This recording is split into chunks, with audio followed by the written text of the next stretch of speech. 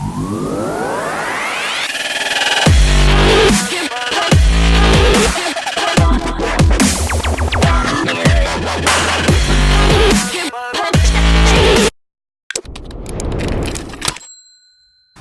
my fellow Drifting Maniacs, Rich here, and it's RC Shop Talk time. Going to be showing you around the cars, show you exactly what's gone wrong this week and what I've got to repair, as well as a couple of nice to have additions and mods to a couple of my bigger cars. So let me get the camera down and talk you through what you're going to be seeing in today's RC Shop Talk time. Well, first of all, I'll be talking you through my Typhon speedrun car and the mods I've got planned for that. Then it's on to my Losi Super Rock Ray with its new FPV camera about to be fitted. Then it's on to the major upgrade I've got planned for the Losi DB XLE. Then I'll be moving on to the Granite 4x4 3S BLX repairs, of which are a couple of quite major ones. Then it'll be time to look at one of my Traxxas Rally. It's proving fast but fragile with that motor repair to be done. And I've got to sort out the Armatalian rear end.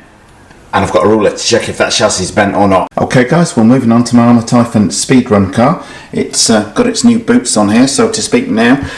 These are the stock tyres. If you look at those alongside, you will see they're actually substantially larger in diameter than the speedrun ones I've got on. So the car was actually quicker on these than with the speedrun tyres on the stock gearing, because obviously these are smaller. So I've geared it up, 24 tooth pinion on there, 25 tooth is the largest you can fit on there without changing the spur gear. Now to do that, I am fitting a spool, which I've got all the parts here, so if anybody wants me to do a video on that, how to make up the spool for any of the Armour cars, then please do so in the comment section and I'll do a separate video for that one. So I'm going to make the spool up, fit that to the car. We've got 500k shock oil to go in the front diff and 200k shock oil to go in the rear diff, and the spool will replace the centre differential. So fingers crossed, that's going to be going very quick, very soon. So if you don't want to miss that, don't forget to subscribe guys. Okay guys, if anyone's wondering why you should fit a spool to a car for speed runs, for one thing, by fitting this hot racing one, I'm going to be able to fit a much smaller spur gear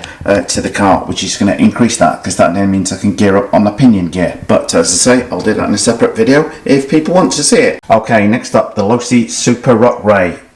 The back is torn apart again. I've had a few electrical issues with this car over the past 6 weeks or so, all sorted out now, under warranty, absolutely brilliant. Horizon Novi have been on that. The reason why the back is open, because I need to run an extension lead, because the FPV camera here plugs into the receiver, and that only comes with like a tiny short lead attached on the thing.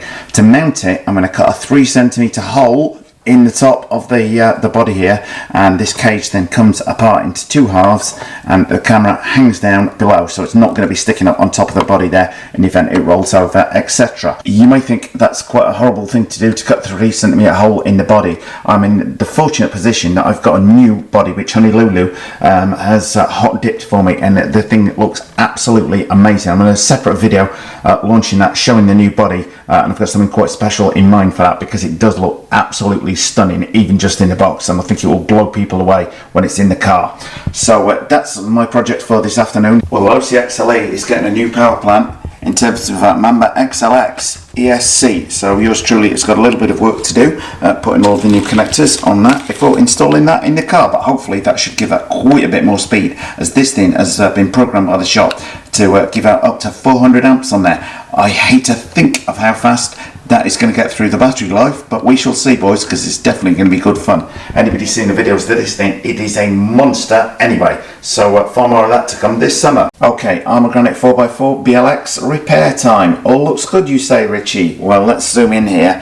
On one of those hard landings I did the other week, it's actually cracked the main drive shaft tube on there. Nice simple, fairly cheap repair on there. What else could be wrong with the car, Richie? It's hiding away down here, but it is fairly catastrophic. The battery has actually pulled through one of the battery holding straps on there, which means fitting an entirely new chassis.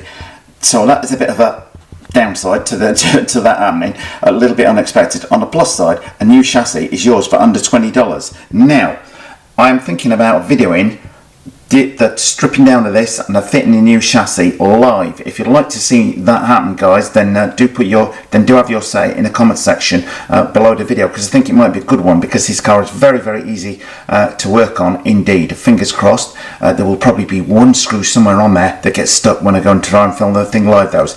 Anyway guys, please post away in the comment section below this video if you'd like to see me do that live. And next up we've got the Traxxas Rally. It's got a Castle 4600 kV motor in here. Had some issue earlier on in the week where the leads had simply popped off of the motor, whether that was with the short out down at the bottom here or whether that was the motor overheating. I'm not entirely sure, so fingers crossed the motor will be okay and live again. If it's heat the motor is that's caused the problem in the motor is probably dead. I've got a new soldering iron in order to put it back together, as my existing one had just died to death, wasn't getting enough heat in there to do the connection. So hopefully that will be an easy job to sort out, because I've got high hopes for this thing, because the handling and acceleration of the thing is just sublime. Very, very nice to drive indeed, so I'm quite happy with the mods I've made. Now lastly we've got that arm Italian repair. As you can see at the back there, that drive shaft